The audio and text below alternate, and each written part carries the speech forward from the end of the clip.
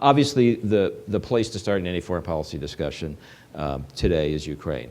And let me ask you, each of you, the question that I just asked Strobe Talbot to start with, which is, you're president, what would you do today on Ukraine? Jack, I'll start with you, and then Ted. Well, I think you have to do multiple things. First, you have to send a strong signal to the Russians that this is completely unacceptable and that this is not something we can ignore. Second, you have to bring an international coalition, particularly the European Union. And the key actor there is Germany in terms of the economic clout and also its presence on the continent. I think we also have to actively support the Ukrainian government, and not only financially, but also institutionally in terms of developing their capabilities. We have to be prepared for a long, long process. And I think we also have to recognize that and communicate to the Russians that there are significant costs to them to instability in the Ukraine on their border. There's costs to them in terms of going forward with this path, and particularly dire cost if this escalates beyond the present situation. So all those things together, constant pressure, and finally, a long-term strategic plan to unite not only the United States, but the international community in a way in which the vulnerabilities of Europe, particularly energy vulnerabilities, can't be exploited by the Russians. And that's a multi-year task, but we have to begin now. I want to go back to that in a second, but Senator Cruz.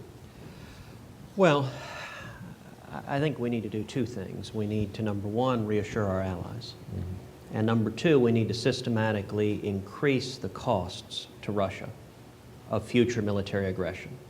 Now, rewinding to 2 months ago, I think we should have started by speaking out far more unequivocally in support of freedom in Ukraine. When protesters were standing in the streets in the blistering cold, bloodied and beaten, and standing against Russian oppression and to stand with the West, with Europe, and with America, I think we should have seen far more leadership in terms of vocally supporting the Ukrainians' desire to be free. Now, today, I think we should be doing several things. Number one, I think we should immediately go forward to installing the anti-ballistic missile batteries in Eastern Europe, in the Czech Republic and Poland, that were scheduled to go in 2009, and that the administration canceled in what they believed was an effort to appease Russia. I think that appeasement hasn't worked, and our allies are expressing considerable nervousness at the expansiveness of the Russian bear. But secondly, I think there's a great deal we can do to stand with the people of Ukraine, and something Jack mentioned underscores possibilities. Number one, I think we ought to move forward with a free trade agreement with Ukraine so that we can sell our goods and services there, they can sell their goods and services here. But in addition, we should work with Ukraine to install the facilities to accept liquid natural gas. And there are some 22 applications pending in the Obama administration to export LNG. In my view, the administration should approve all 22 of them.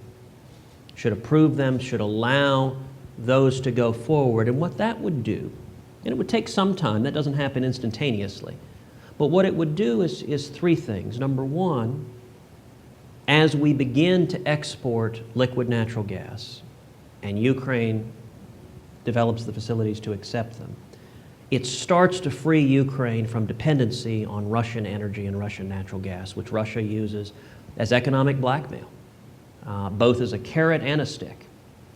Number two, it would impose meaningful costs on Putin that are qualitatively different. In many ways, Putin is effectively a petro-tyrant with his aggression funded by energy. But number three, it would generate jobs and economic growth here at home. I think it would be the most effective thing we could do.